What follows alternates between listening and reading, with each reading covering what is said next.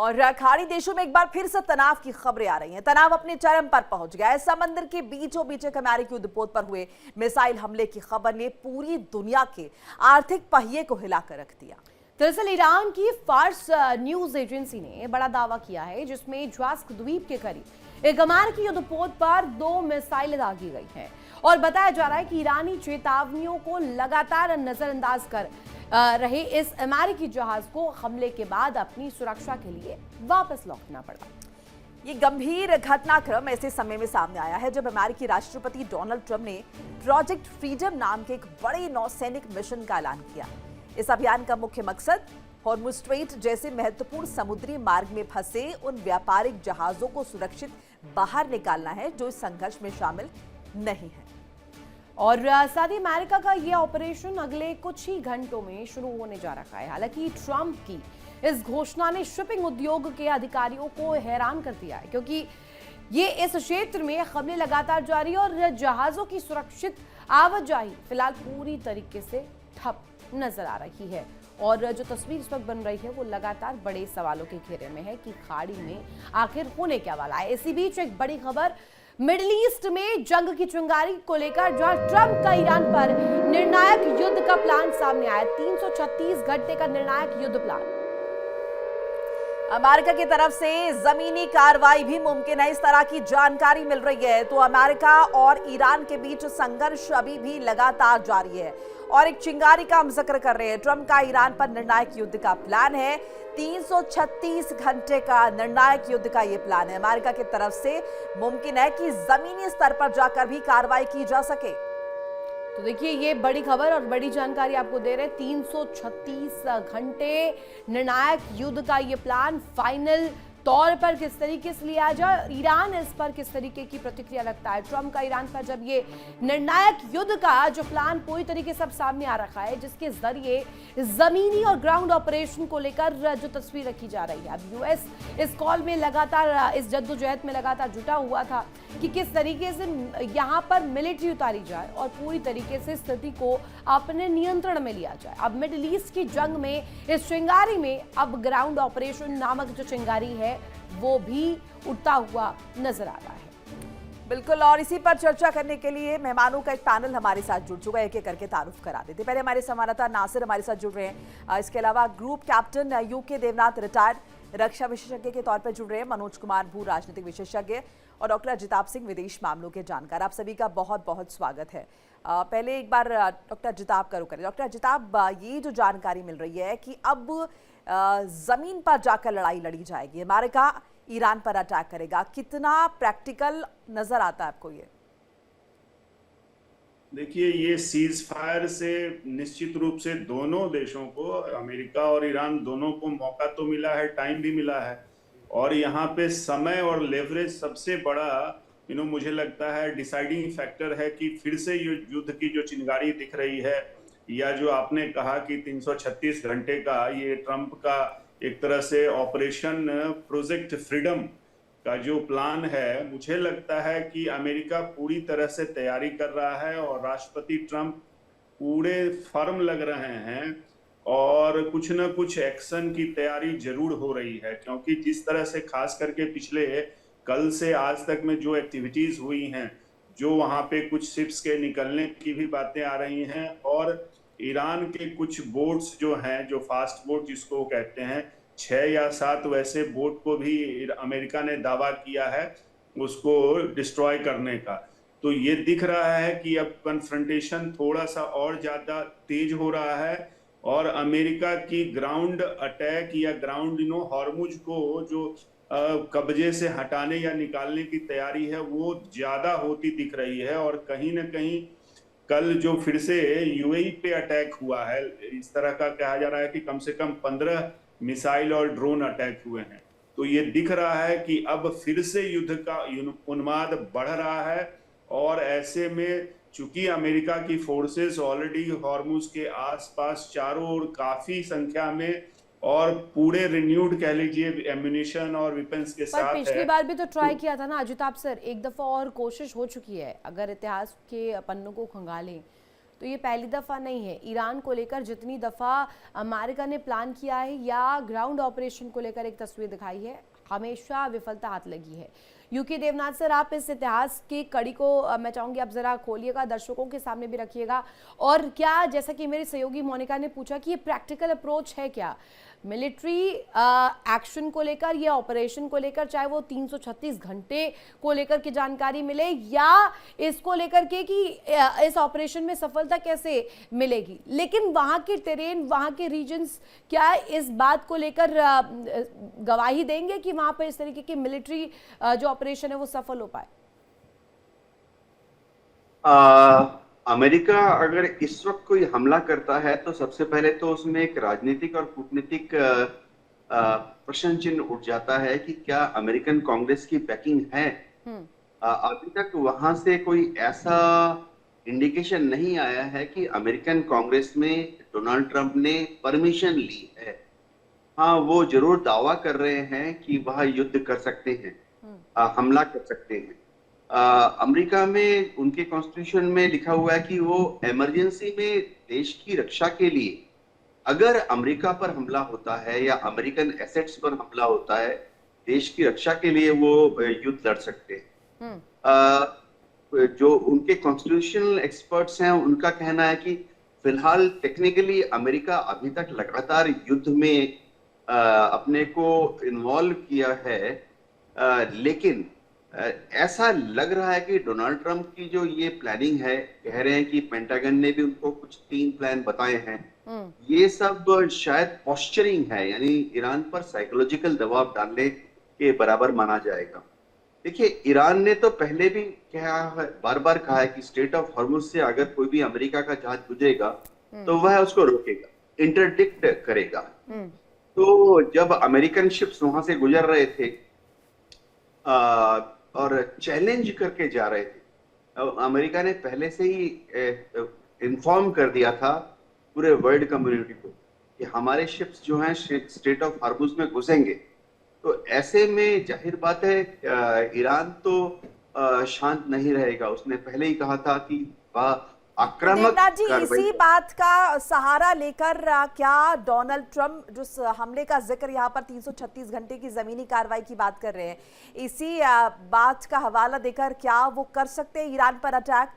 क्योंकि Donald Trump कह रहे हैं ना, उन्हें किसी की यहाँ पर परमिशन की दरकार नहीं है, और इससे पहले भी हमने देखा कई अमेरिकी राष्ट्रपतियों को उन्होंने किस तरीके से कानूनों को दरकिनार किया है। हाँ, डोनाल्ड ट्रंप ने हमेशा कानून की चिंता नहीं की है, लेकिन ये समझना पड़ेगा कि रिपब्लिकन पार्टी जो है बार बार जब इस तरह से डोनाल्ड ट्रंप को देखते हैं तो रिपब्लिकन पार्टी के जो सेनेटर्स हैं वो अंदर से सब हिले हुए हैं। सबको मालूम है कि अगर बार बार डोनाल्ड ट्रंप ऐसा करेंगे तो एक समय भविष्य में ऐसा आ सकता है जब उनके ऊपर इम्पीचमेंट की कार्रवाई, कम से कम प्रस्ताव तो दोबारा आ सकता है, क्योंकि अमेरिकन कॉन्स्टिट्यूशन में लिखा हुआ है कि इमरजेंसी में, और दूसरा शब्द है कि अगर अमेरिका पर हमला हुआ तो डोनाल्ड ट्रंप जो है अब अमेरिकन इंटरेस्ट पर हमले को भी अमेरिकन पर हमला मानकर इंटरप्रेट कर रहे हैं। तो कानूनी खेल है, लेकिन नेवल पोजीशन बहुत क्लियर है। कोई भी जहाज अगर वहां से गुजरेगा तो ईरान उस पर जमीन से आपने एक बात यहाँ पर बहुत इंपॉर्टेंट कही कि ये हो सकता है कि साइकोलॉजिकल तौर पर प्रेशर टैक्टिक्स हो, प्रेशर बनाने का प्रयास हो, लेकिन यही तो चलते आ रहा है जब से पहला हमला हुआ तब से लेकर आज तक।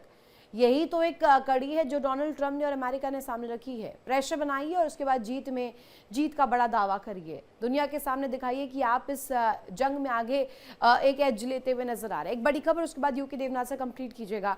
बड़ी खबर ये कि एक बार फिर से ट्रंप सिचुएशन रूम में पहुंचे हैं और सिचुएशन रूम में पहुंचकर 45 मिनट तक बैठक करते हैं। सेंटकॉम कमांडर ने ट्रंप को बड़ी जानकारी दी है अंतिम प्रहार की तैयारी को लेकर।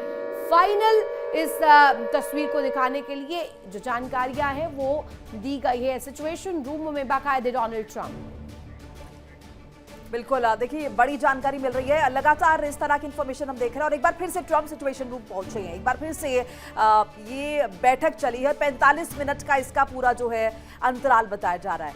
सेंटकॉम कमांडर ने ट्रंप को इस बाबत इंफॉर्मेशन साझा की है और अंतिम प्रहार पर इंफॉर्मेशन दी है। इस बीच ट्रंप ने ईरान को एक बार फिर से चेता दिया, एक बार फिर से ट्रंप ने ईरान को चेता दिया है और यह बता दिया कि हम किस तरीके से तुम पर हावी हो सकते हैं। ईरान पर राउंड 2 अटैक का प्लान तैयार है और यह भी कह दिया है कि अगर डील नहीं तो 14 दिन में तबाही हो जाएगी। ये साफ तौर पर कह दिया गया। खाड़ी में फुल एंड फाइनल की तैयारी का भी जिक्र किया गया। बिल्कुल, और डील नहीं तो 14 दिन के भीतर भीषण तबाही आएगी। और ये जो एक तरह से ये मूव है, इस मूव को कितना ज्यादा स्ट्रेटेजिक मूव माने, जिसमें इस तरीके की बातों का जिक्र फुल एंड फाइनल तौर पर इस युद्ध को लेकर तैयारी को लेकर तस्वीर दिखाना। अब ये क्या उस सम्मान पर जो कि ईरान जिस धौंस को लगातार धता बता रहा है कि आपकी धौंस चलेगी नहीं। मनोज सर नासिर भी हमारे साथ कनेक्ट है, उनके पास भी जाएंगे, लेकिन मनोज सर वो धौंस तो अब कहीं ना कहीं पूरी तरीके से हवा ही साबित हो रही है कि आप बनाते जाइए प्रेशर, लेकिन ईरान उससे कुछ समझ ही नहीं रहा है। आप एक तरफ खाड़ी को लेकर के तस्वीर देख रहे हैं, लेकिन ईरान पर राउंड 2 का अटैक अब ये कितना ज्यादा कारगर होगा? ऐसा लग रहा है कि नॉर्मली हम लोग देखते हैं कि ईरान भी और अमेरिका भी अपने अपने स्तर से वो क्लेम करते रहता है और दोनों देश ये कोशिश कर रहा है कि हम जीत के हम जो है बाहर निकलें, लेकिन बहुत मुश्किल लग रहा है क्योंकि ईरान का जिस तरह से ज्योग्राफी है उस आधार पे नहीं कहा जा सकता है कि ईरान जो है अभी हथियार मतलब आगे नहीं बढ़ेगा युद्ध में। और स्वाभाविक है कि अमेरिका के साइड से ये इंटेंशन है कि हम किसी न किसी तरह से ईरान के इकोनॉमिक कंडीशन को कितना ज़्यादा से ज़्यादा जो है डिस्ट्रॉय कर दें, ताकि ईरान को आगे बढ़ने में, प्रोग्रेस करने में 10 साल, 15 साल, 20 साल लग जाए और मिडिल ईस्ट में जो अमेरिका का वर्चस्व है वो बरकरार रहे। वहीं मुझे लगता है ईरान का भी यही सोचना है कि जब तक जीत करके इस युद्ध से ईरान बाहर नहीं निकलेगा तब तक जो है वो मिडिल ईस्ट में जो दबदबा है ईरान का वो कम हो जाएगा। तो दोनों देश जो है कोशिश में ये है कि इस युद्ध को जीत करके आगे बढ़ा जाए। और ट्रंप का हम लोग शुरू से ही देख रहे हैं कि ट्रंप जो है धमकाने का जो रणनीति है उसके साथ साथ जो भी इंटरनेशनल भी दबाव बनाना चाहता है डिफरेंट कंट्री से। तो मुझे ऐसा लग रहा है कि जिस तरह से EU हो, चाहे रशिया हो या चाइना हो, सभी ने जो है अमेरिका का साथ देने से मना कर दिया और अपना सेल्फ इंटरेस्ट देख रहा है। अब जिस तरह से हम लोग देख रहे हैं कि साउथ एशियन कंट्रीज जो है यहाँ पे एक इकोनॉमिक इशू बन रहा है। यहाँ पे ऑयल नहीं होने के कारण, गैस नहीं कम सप्लाई होने के कारण, चाहे अब आने वाले समय में फर्टिलाइज़र का भी एक बहुत बड़ा इशू होने वाला है क्योंकि आने वाले 1 या 2 मंथ में फिर से फसल की बुआई होगी। तो हम लगातार देख ही रहे हैं क्या स्थिति बनी। एक बार यहाँ पर नासिर का रुख कर लेते हैं। नासिर, आपके पास आ रहे इस बीच एक अपडेट जरा साझा कर ले। ईरान ने सीजफायर तोड़ा, ये जानकारी मिल रही है। यूएई पर ईरान के हमले लगातार जारी हैं और ईरान के लगातार मिसाइल हमले, चौथी दफा यूएई पर मिसाइल हमले। ईरानी हमले की यूएई ने कड़ी निंदा की है और यूएई का ईरान को सख्त अल्टीमेटम भी सामने आया। बर्दाश्त नहीं करेंगे, ये कॉल यहाँ पर यूएई का है और यहाँ सीधे बड़ा आरोप ईरान पर लगाया गया कि सीज फायर उल्लंघन किया गया है। और साथ ही साथ जो तस्वीर सामने आ रही है, जल्दी से दिखा देते हैं दर्शकों को। इस वक्त जो तस्वीर सामने आ रही है उस लेटर को लेकर क्या जिक्र है, जिसमें UAE strongly condemns renewed unprovoked Iranian aggression using missiles and drones. ये पूरी तरीके से आप देखिएगा तो आपको समझ आएगा। इतनी बड़ी जो चिट्ठी है जिसमें स्पष्ट तौर पर इस बात को रखा गया है, United Arab Emirates ministry of foreign affairs की तरफ से क्लियर कहा गया है कि ये जो आपका कॉल है ये पूरी तरीके से गलत है। बिल्कुल साफ तौर पर निंदा की गई है। और देखिए एक और इंपॉर्टेंट इंफॉर्मेशन साझा करते चले। यूएई के फुजरा पोर्ट पर बड़ा धमाका हुआ, ये बड़ी जानकारी मिल रही है। फुजरा पोर्ट से नई तस्वीर सामने आई है। ईरान ने यूएई के तेल इंडस्ट्री को निशाना बनाया। तो यूएई के फुजराह में ईरानी ड्रोन अटैक हुआ है। ईरानी ड्रोन अटैक के बाद भीषण आग लगती हुई भी दिखाई दी है। जल्दी से तस्वीर रख देते हैं और यहाँ पर जो तस्वीरें सामने आई है जहां किस तरीके की भीषण बमबारी के बाद जो मंजर बनता हुआ नजर आया था। देखिए दूर तलक आपको आग की लपटें और साथ ही धुएं का गुबार आसमान में उठता हुआ नजर आ रहा होगा। और ये तस्वीर मोनिका बताने के लिए काफी है कि यहाँ ये जो तस्वीर यूएई रख रहा था वो कहीं ना कहीं 100% सच है, और खाड़ी में जो तस्वीर जलजला की जिक्र किया जा रहा है वो कहीं ना कहीं नजर भी आ रही है। बिल्कुल, देखिए चौथी बार अटैक का जिक्र हुआ है और ये फुजरा पोर्ट से नई तस्वीर सामने आई है जहां पर यूएई के तेल इंडस्ट्री को निशाना बनाया गया। तस्वीर के जरिए आपको विस्तृत तरीके से बताने की कोशिश कर रहे हैं कि यही वो जो है पोर्ट है जिसका जिक्र हो रहा है, और इसी ईरान ने इसे यूएई के तेल इंडस्ट्री को निशाना जो है बनाया गया। अब इन सब के बीच देखिए सवाल बहुत सारे उठ रहे। सवाल ये कि क्या सीजफायर अब टूट चुका है, अब क्या खुल्लम खुल्ला जंग शुरू हो जाएगी। इस बीच एक अपडेट, यूएई में डिफेंस सिस्टम एक्टिव हो गया। यूएई में डिफेंस सिस्टम एक्टिव, यूएई के रक्षा मंत्रालय ने इस बाबत जानकारी साझा की। तो यूएई पर ईरान का मिसाइल ड्रोन हमला और यूएई के आसमान में कई विमान उड़ रहे हैं। यूएई ने ईरान के मिसाइल को मार गिराया है। अब यूएई खुलकर एक गेम चेंजर, एक बिग रोल के साथ सामने आ रखा है। और इस वक्त जो जानकारी मिल रही है जिसमें यूएई के रक्षा मंत्रालय ने बाकायदे पुष्ट जानकारी दी है, यूएई पर ईरान का मिसाइल ड्रोन हमला हुआ है और ईरान को लेकर के सख्त लहजे में यहाँ पर यूएई ने कॉल भी रखा है। नासिर के पास जल्दी से चले थे। नासिर, हम देख रहे हैं बहुत बड़ी हलचल खाड़ी में होती हुई नजर आ रही है, स्पेशली यूएई के जो स्टैंड सामने आ रहे हैं, चाहे फॉरेन अफेयर्स को लेकर के उनकी मिनिस्ट्री जो कह रही है, या सीधे तौर पर अभी हम देख रहे हैं जो हमलों का सिलसिला बैक टू बैक शुरू हुआ है, ये क्या दिखाता है? कौन सी नई तिगड़ी वहां पर बन रही है? बिल्कुल, देखिए रितु, कल ईरान की तरफ से जो फुजरा पोर्ट पे हमला किया गया उससे कहीं ना कहीं साफ लगता है कि ईरान भी जो है दबाव बनाने की कोशिश कर रहा है। इससे पहले भी हमने देखा कि ईरान की तरफ से एक स्टेटमेंट जारी की गई थी कि अगर यूएस और इसराइल की तरफ से कोई भी हमला हुआ तो मिडिल ईस्ट को निशाना बनाएगा, जिसमें खाली यूएई नहीं, जिसमें सऊदी अरबिया को भी जो है नाम लिया गया था। लेकिन कल हमने देखा कि ईरान की तरफ से जो फुजरा पोर्ट, जहां से कई ट्रिलियन बैरल्स जो है तेल निकलते, उसको अटैक किया गया। उससे कहीं ना कहीं एक तरफ से दबाव जो है बनाया जा रहा है मिडल ईस्ट में, ताकि जो यूएस ब्लॉकेड है वो हटाया जाए। यही कारण है कि लगातार हमने देखा कल से जो है अटैक यूएई पे हुए। उसके बाद जो है डोनाल्ड ट्रंप की तरफ से जो स्टेटमेंट सामने आई कि 14 दिन में जो है अगर डील नहीं हुई तो 14 दिन में पूरा ईरान का खात्मा जो है वो हो सकता है। कहीं ना कहीं अगर देखा जाएगा जो मिलिट्री ऑपरेशन की तैयारी की जा रही है उसका रिटेलिएशन जो है कल ही हमें देखने को मिला जब ईरान ने जो यूएई पे हमला किया।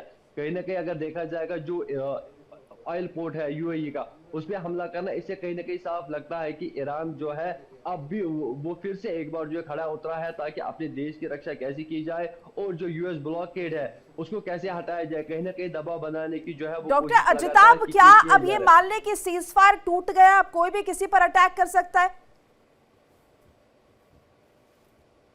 देखिए, सीज फायर तो प्रैक्टिकली टूट ही गया कह लीजिए, लेकिन जो अभी खास करके जो नई अभी देख रही है तकरार, उससे तो लग रहा है कि पूरी तरह से ये सीज फायर ना ईरान की तरफ से ना अमेरिका की तरफ से, और जो यूएई का फुजैरा पे अटैक, उसको टारगेट करके ईरान ये दिखाना चाह रहा है कि वो अभी भी ताकत है उसमें, वो अटैक कर सकता है।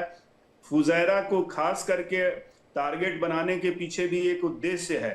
अभी आपने, जैसे दर्शकों को पता होगा कि यूएई ने ओपेक से हटने का ऐलान कर दिया, 1 तारीख से वो हट गया है ओपेक से। ओपेक जो ऑयल कार्टेल है, संगठन है, उससे हट गया है। अब यूरोप ने यूएई डायरेक्ट फुजैरा ऐसी लोकेशन है कि वहां वो हॉर्मुज से बाहर है, उसका उपयोग करके वो भारत और एशिया के किसी भी देश को यूएई अब मनचाहा जितना भी वो चाहे, अभी 50 लाख बैरल तेल उसकी कैपेसिटी है, उसको वो एक्सपोर्ट कर सकता है। फुजैरा का यूज करके वो ईरान की जो नाकाबंदी एक तरह से कह लीजिए हॉर्मुज पे है, उससे ये निजात पा सकता है। देखिए इंडिया डेली 24/7 अब आपकी स्मार्ट टीवी पर। इंडिया डेली मौजूद है सभी डिजिटल प्लेटफॉर्म पर लाइव और लगातार। इंडिया डेली 24/7 हर दिन राष्ट्र को समर्पित।